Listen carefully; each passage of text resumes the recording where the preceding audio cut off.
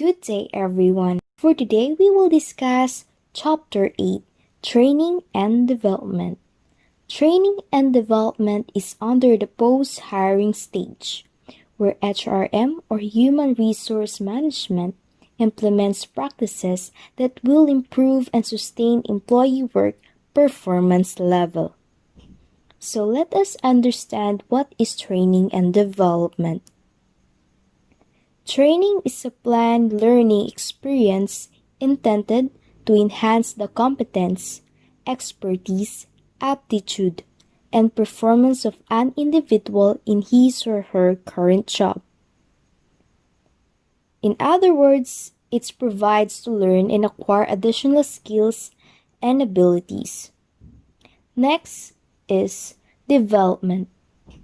Development plan learning experience designed to enhance and improve competences of an individual for a possible future task. So dito sa development, it is where yung mga future challenges or problems ay inaalam nila for that yung mga employees nila ay alam nila yung dapat nilang gawin. So dito sa training, hindi lang yung kakayahan o yung expertise nila sa isang bagay at performance at attitude nila ang tinitrain sa kanila, kundi in-upgrade din nila yung skill sets nila in technology advancement and the new environmental development. So here, this is example. So Miss Hamada is applying in a cafe. So she surpassed the pre-hiring, hiring, and post-hiring stage. So dito sa post-hiring stage, hindi ibig sabihin na na-hired ka na is pwede ka na kaagad magtrabaho. Dito pumapasok yung training and development. So the manager will train her on how to use the technology or the gadget that use that in the cafe. And also, dapat kaya niya din mag-adapt agad sa bagong environment. So for example, before sa pinagtatrabahuan niya is she is a waitress. And now that she is in a new cafe, dito tinitrain sila hindi lang kung ano yung expert sila, kundi tinitrain sila sa lahat ng aspeto na pwedeng ituro sa kanila. And also, dapat alam nila mag-adapt dun sa new environment nila. Example, before that she has a freedom to wear whatever she want, basta formal. Example, like polo and pants, pwede na yun.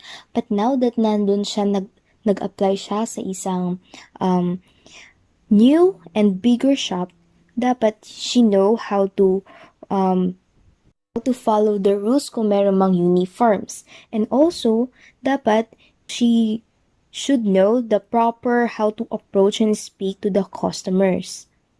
And in this training, kung if ever man na magkaroon sila ng mistake, so dito tinitrain sila kung papaano nila maagapan yung problem na yon. So if that employee is a proper train and develop their performance, that employee will be considered as an asset of a business. Why as an asset? Bakit tinatawag ba natin yung mga employee is pwede silang maging asset? Hindi naman sila land, cash, or property. It is because it will be your advantage sa mga competitors mo. So it is your advantage, pwedeng maging disadvantage yun ng mga competitors mo. If that your employee is properly trained, it will attract customers, have their trust, and also satisfy their service of your business.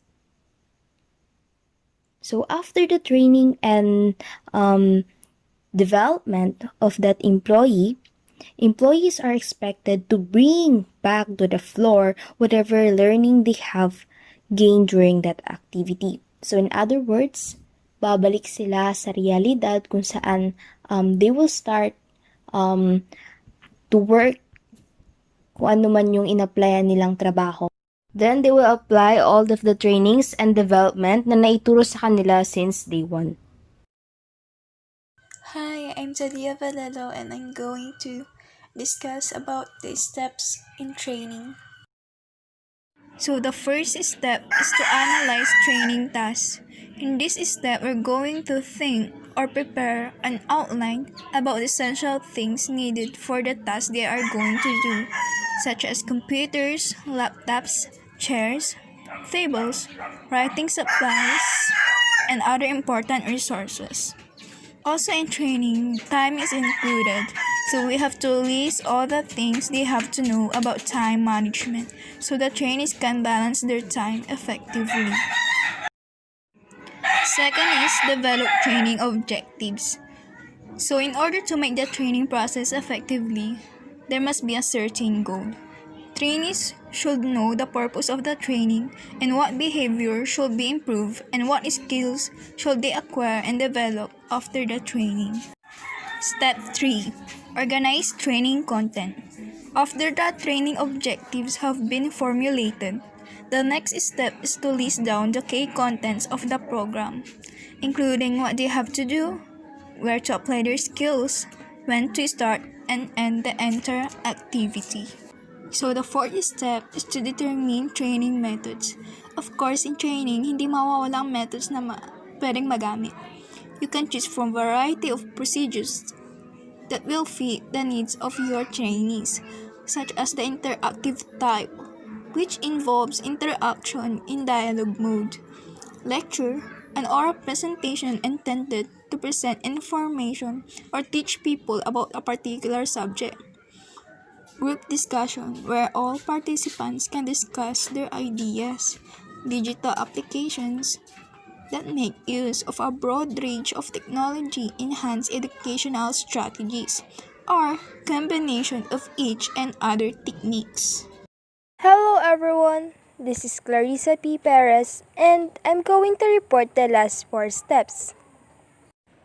Next step is make a list of required instructional materials.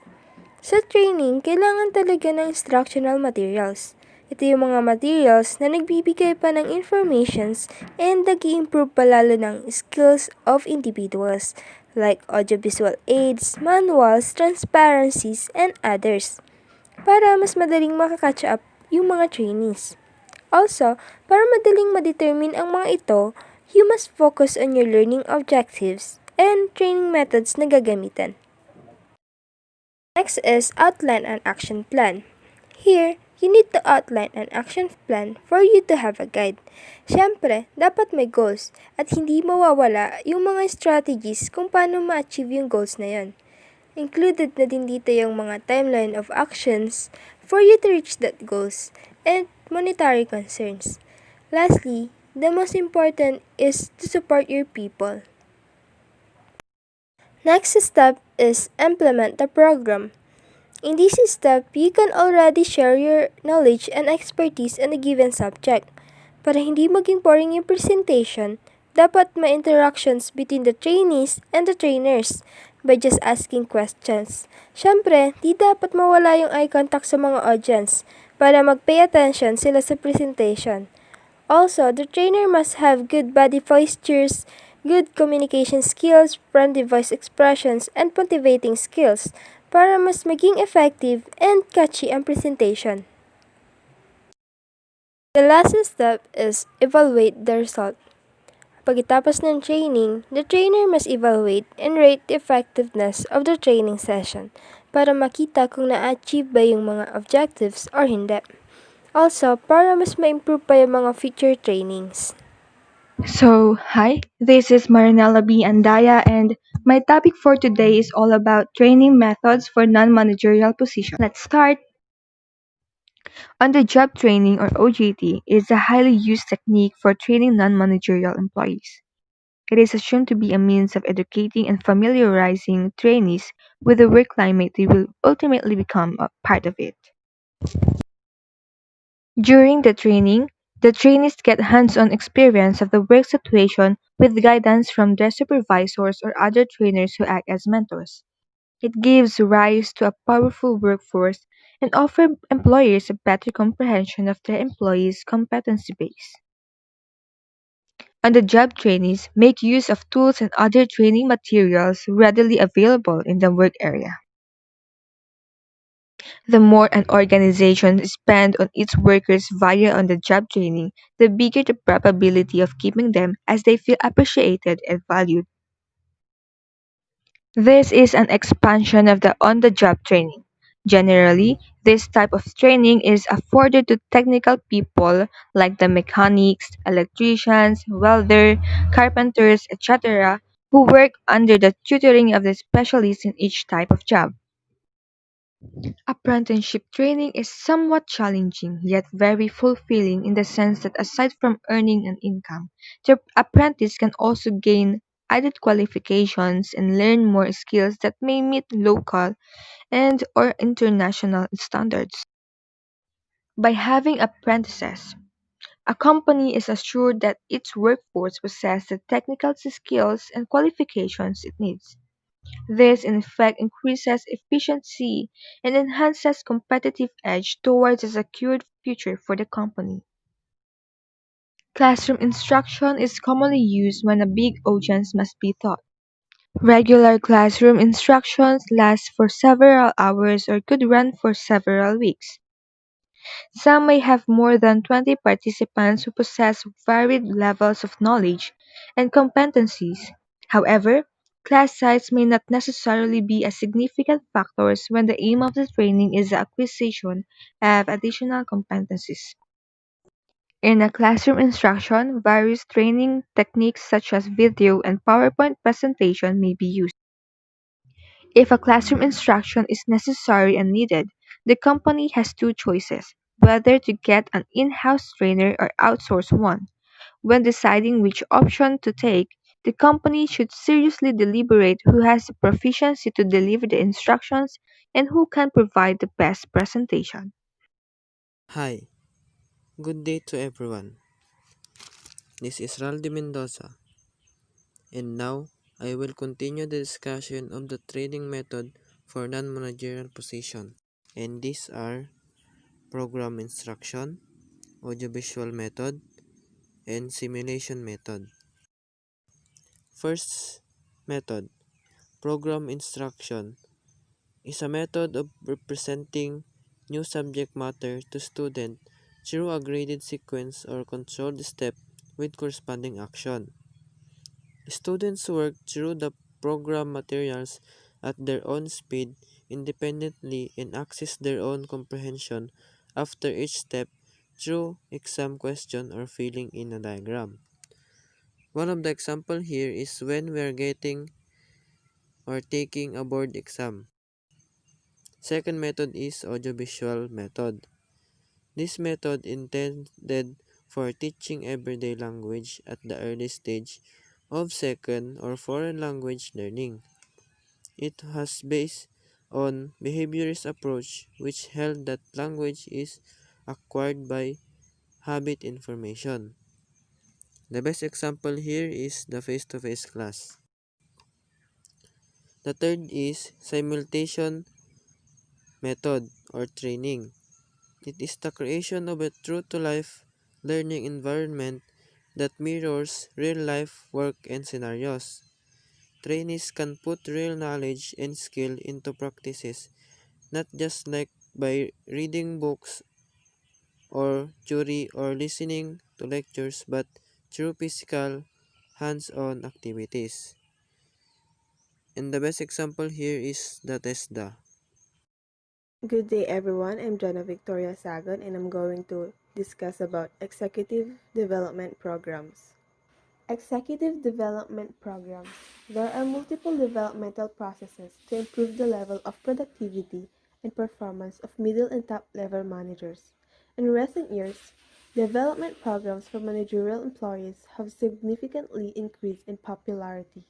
This is because many experienced baby boomer managers have begun retiring and firms are having a hard time replacing the expertise they provided.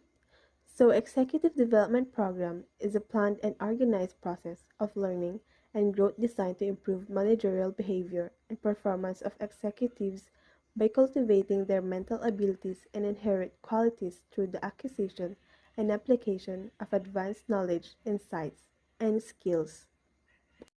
Here are some executive development programs companies may follow. symposium, conferences, and workshops. Symposium is an official gathering where attendees are specialists and experts in their own field of discipline. Symposium is generally defined as a meeting organized so that experts in a given field can meet, present papers, and discuss issues and trends or make recommendations for a certain course of action. Conference refers to a meeting where attendees share their ideas and thoughts on several business issues. Workshops includes all the basic components of seminar except that the bigger part is engaged on hands-on experience. Workshop is a meeting of which a group of people engage in intensive discussion and activity on a particular subject or project. Case study method. It can be utilized to enhance decision-making skills, boost team spirit, improve communication and social skills, and reinforce the analytic skills of trainees. The case study method is a learning technique in which the student is faced a particular problem. The case study facilitates the exploration of a real issue within a defined context using a variety of data sources. I'm Daniel Pulmon, and I'll be tackling all about the two remaining executive development program, which is the management games and role play.